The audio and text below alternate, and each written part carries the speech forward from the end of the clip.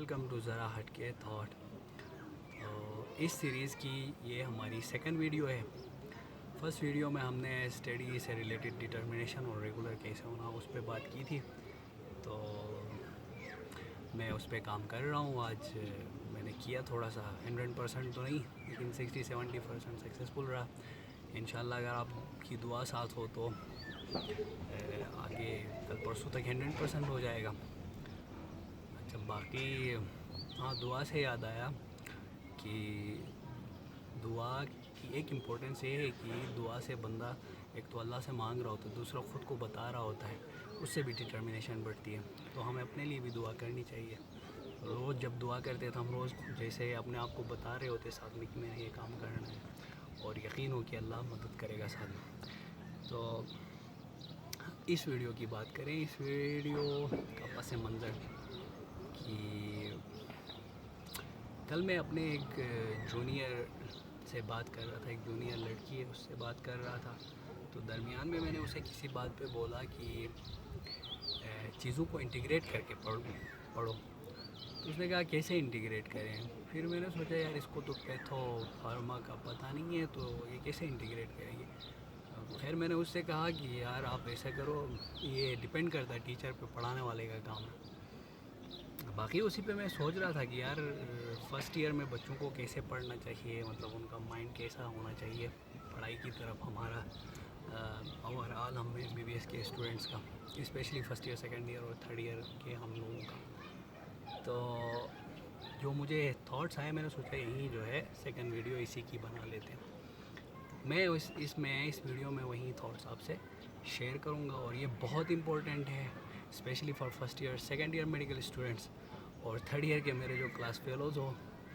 تو آپ بھی سن لو, مگر مزہ نہ آئے اور آپ کے پاس کوئی میتھڈ ہو اچھا تو آپ ضرور شیئر کرنا, تاکہ مجھے بھی پتہ چلے اور دوسروں کو بھی. تو کیونکہ ہم نے ایک دوسرے کی ہیلپ کر کے آگے بڑھنا ہے اسی چیز میں, پوری ہیومینٹی کو آگے بڑھنا اسی طرح ایک دوسرے کی ہیلپ کر کے.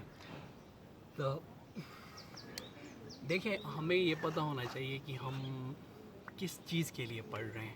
جو ہمارا 5 ایئر ڈیوریشن ہے MBBS کا, اس کے بعد ہم نے کیا کرنا. ہم نے ایک ہی چیز کرنی ہے, ڈیزیز کو ڈائگنوز کرنا ہے. ٹھیک ہے, پیشنٹ کے اندر ڈیزیز کیا ہے, پھر اس کے بعد اس کو مینیج کرنا ہے پیشنٹ کو, یعنی اس کی ٹریٹمنٹ کرنی ہے ڈیزیز کی. تو ہمارے باڈی میں جو پروسیسز ہیں وہ ڈیفرنٹ پروسیس ہمارے باڈی میں ہو رہے ہیں, تو وہ سارے ایک ہومیوسٹیٹک لیول میں ہو رہے ہیں. ٹھیک ہے, ایک نیرو رینج کے اندر ان کو ریگولیٹ کیا جاتا ہے. تو ایک ان کا اپنا ایک ایکویلیبریم سیٹ پوائنٹ ہے, اس میں وہ چیزیں ہو رہی ہیں نارمل پروسیسز. جب تک ہمیں نارمل پروسیسز کا پتہ نہیں ہوگا, ہمیں ڈیزیز کا پتہ نہیں ہوگا اور اس کی مینجمنٹ کا پتہ نہیں ہوگا. اسی لیے بیسک سائنسز جو اناٹمی, بایو کیمسٹری اور physiology first year second year میں رکھی گئی ہے, تاکہ ہمیں جو نارمل پروسیسز باڈی کے اندر ہو رہے ہیں, یعنی باڈی کی نارمل فزیولوجی, اچھا باڈی سسٹمز کی normal anatomy, histological anatomy, cross anatomy, اور جو ہے بایو کیمیکل مولیکولر لیول پہ وہ فزیولوجی کیا ہے, پروسیسز کیا ہو رہے ہیں, بایو کیمسٹری اس کی. تو یہ اگر پتہ ہو تو پھر پیتھولوجی اور فارماکولوجی سمجھنا ایزی رہتی ہے. اور پیتھولوجی ہمارے جو KMC کا پیتھولوجی ڈپارٹمنٹ ہے, اس کے آگے اوپر جو لکھا ہے بڑا کر کے کہ pathology is basis of medicine. جب میں نے اسے دیکھا تھا یار پیتھولوجی اگر بیسس آف میڈیسن ہے تو یہ ہمیں بیسک نہیں پڑھا کے فزیو یہ کیوں پڑھایا جائے. تب مجھے سمجھ آئی تھی کہ یار جب تک ہمیں فزیو کیمسٹری, بایو کیمسٹری اور اناٹمی سمجھنا ہے, پیتھولوجی سمجھ آ ہی نہیں سکتی.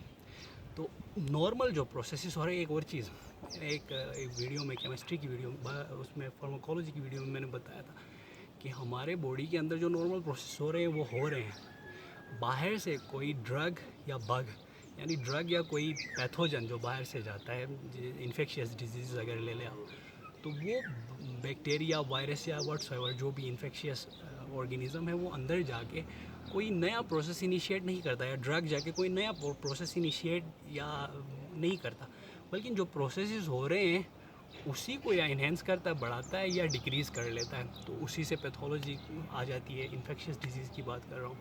اور ڈرگ بھی اسی طرح کرتا ہے, جو ایکویلیبریم جو ہے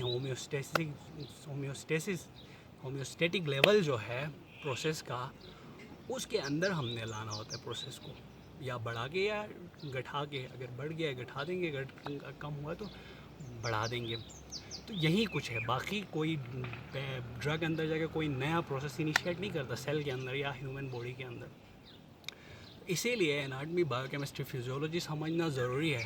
اگر اناٹمی فزیولوجی بایو کیمسٹری ہم سمجھتے ہیں تو نارمل باڈی اور باڈی کا باڈی کی جو اناٹمی ہے، کسی آرگن کی اناٹمی، اس کے فنکشن اس کی فزیولوجی سے ریلیٹڈ ہے بالکل. اور اگر وہاں پہ اسٹریس آ جاتا ہے جیسے، تو یہ کام جو ہے نا انٹیگریٹ کر کے بتانے والا یہ ٹیچر کا ہے، تھوڑا وہ انٹیگریٹ کر کے بتائے. خیر ہمارے ٹیچرس انٹیگریٹ کر کے کیا اکثر تو پڑھاتے ہی نہیں ہے سرے سے، بس ویسے ہی جان چھڑا دیتے ہیں، یہ تو آپ لوگوں کو سب کو پتہ ہے.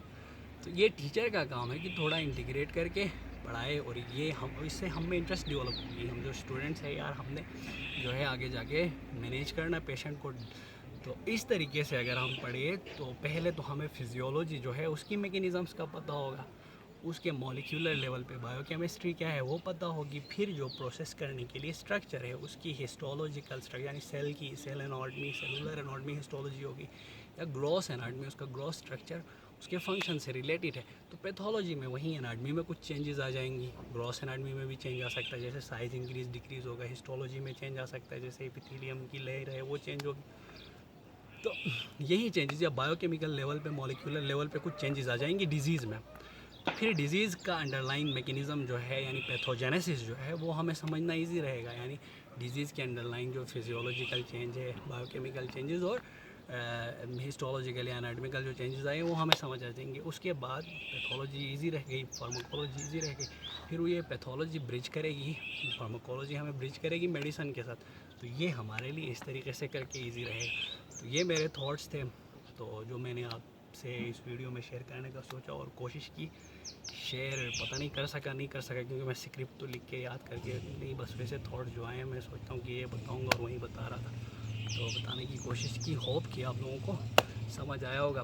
آخر میں کمپریس کر کے دوبارہ یہی چیزیں بتاؤں. ہم نے ڈیزیز کو ڈائگنوز کر کے اس پیشنٹ کو جو ہے مینیج کرنا، اس کی ٹریٹمنٹ کرنی. اس کے لیے ہمیں پہلے میکینزمس کا پتہ. ایسا نہیں کہ ایبرپٹلی ہم ہاسپٹل میں چلے گئے اور پیشنٹ کو دیکھ کر ڈیزیز جو ہے ڈائگنوز کر لی. اس سے تو مجھے ایک اور بات یاد آئی. وارڈ میں جب ہم جاتے ہیں تو وہاں پہ جو ہوتے ہیں اکثر وہ پتہ نہیں کیا کرتے، وہ کیا کرتے ہیں، آپ ان سے کچھ پوچھو تو وہ ڈیفرینشیل ڈائگنوسس کا پوچھتے. تھرڈ ایئر میں بندے کو کہاں سے ڈیفرینشیل ڈائگنوسس کا پتہ ہوگا. ہمیں چیزوں کے انڈر لائن جو میکینزمس ہے وہ سمجھنے ہیں first year, second year, third year میں، ٹھیک ہے. پھر پیتھولوجی کی جو پیتھوفزیولوجی ہے وہ سمجھیں. تو ہمیں میکینزم سمجھنا چاہیے. فرسٹ ایئر سیکنڈ ایئر والوں کے لیے فزیولوجی بہت امپورٹنٹ ہے، اناٹمی بہت امپورٹنٹ ہے، ٹھیک ہے. گراس اناٹمی کا میں کچھ نہیں کہوں گا، اسے ہسٹولوجی جو ہے ذرا دیکھیں کیونکہ پیتھولوجی میں آئے گی کام. فزیولوجی تو بہت زیادہ سمجھنے کی ضرورت ہے تاکہ فارما اور پیتھو آپ کو سمجھ آ جائے. اور تھرڈ ایئر والوں کو میں کہوں گا کہ اگر کسی نے فزیو نہیں پڑھی صحیح سے، تو جو فارماکولوجی میں جو سسٹمک جو ہے اس سے پہلے فزیولوجی دیکھیں ساتھ میں، ضروری ہے. اس سے کے بغیر سمجھ میں کر رہا ہوں، یہ فزیولوجی میں کرا رہا ہوں جو، تو اس میں کوشش بھی کر رہا ہوں انٹیگریٹ کر کے بتاؤں، اور پیتھو اور فارما سے انٹیگریٹ کر کے چیزیں بھی بتاؤں. اس کو میں کوشش کر رہا ہوں شارٹ سے شارٹ رکھوں، ایزی سے ایزی، اور ساتھ میں انٹیگریٹ بھی تاکہ آپ کا انٹرسٹ ڈیولپ ہو. تو بس یہ یاد رکھیں کہ ہمیں انڈر لائن میکینزمس کا پتہ ہو، تو پھر ڈیزیز کے انڈر لائن میکینزم کا ہمیں پتہ ایزلی چلے گا، ایزلی ہمیں سمجھ آ جائے گی. اور اس کے بعد جو ہے فارماکولوجی بھی ہمیں سمجھ آ جائے گی. ہوپ یہ میں جو آپ کو پہنچانا چاہتا تھا اب تک تو پہنچا سکا ہوں گا، اور انشاءاللہ یہ آپ کو بہت زیادہ ہیلپ فل ہوگی ان یور اسٹڈیز. تو باقی میرے اپنے خیال میں اس کا ہر MBBS کے اسٹوڈنٹس کو پتہ ہونا چاہیے ان چیز کا کہ ہم کس لیے پڑھ رہے ہیں اور یہ کس لیے رکھا گیا اناٹمی فزیولوجی بایو کیمسٹری کو فرسٹ ایئر اور سیکنڈ ایئر میں. اس کے بغیر جو ہے رات بھر پڑھنا بھی فضول ہے. اسے پتہ ہو آپ سو جائیں بھی اچھا ہے پھر، کیونکہ اس کے ذریعے اس کے یہ چیزیں پتہ نہ ہو بندہ اسے جیسے کرپلڈ ہے. مجھے اپنی حالت کا پتہ ہے، فرسٹ ایئر میں حیران ہوتا تھا یار یہ کیا پڑھایا جا رہا ہے. تو چلے زیادہ باتیں نہیں کروں گا، ہوپ کی بات پہنچا سکا ہوں گا. تو تھینک یو ویری مچ، آپ نے اتنا سنا، مجھے برداشت کیا. تو اللہ حافظ.